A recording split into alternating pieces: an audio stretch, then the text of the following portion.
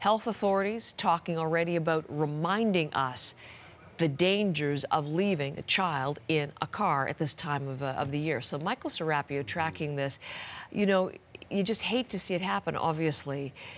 But every time it does, it bears reminding how we can avoid this kind of situation. How we can avoid, because people are asking that big question too. How does this even happen? Because it's so. How do you forget about a child? Well, and it's heartbreaking. Yeah. You can't put yourself in there. But you know, consider this, because many people think it can never happen to me. There is an organization out there that's called kidsandcars.org.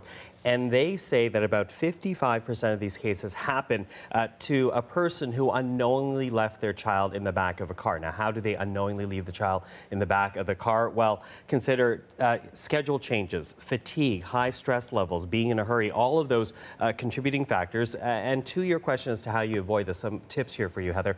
First, this is from Edmonton Police. They say plan your outings, rather, to fit a child's schedule. So, for example, you know, Brian and I have a new daughter. She's awake from 10 to 2, so that's when we plan our going out of the house. Okay. So that you plan on the schedule.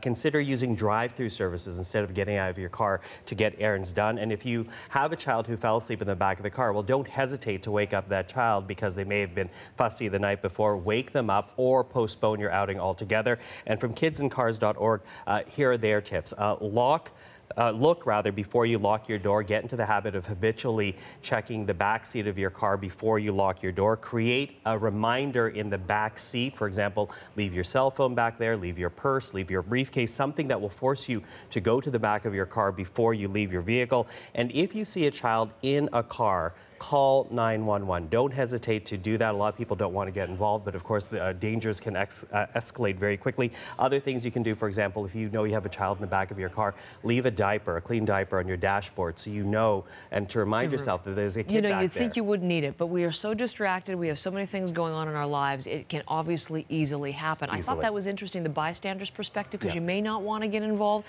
but we're talking a matter of minutes here in a hot car, so action is required. Action is required, and in fact, they have, you know, people leave their windows open for a child, or even a pet for that matter, thinking that's enough. Well, a child overheats so much faster than an adult that children have died from overheating as low as temperatures of 15 degrees. So it doesn't even have to be that high. 15 degrees is enough to overheat a child. Okay, so you talked about leaving a diaper or leaving something to remind you, like your purse or a phone. Technology, thankfully, is coming to bear in this as well. And over the course of the morning, we're going to bring you some of the things that are actually helping parents remember.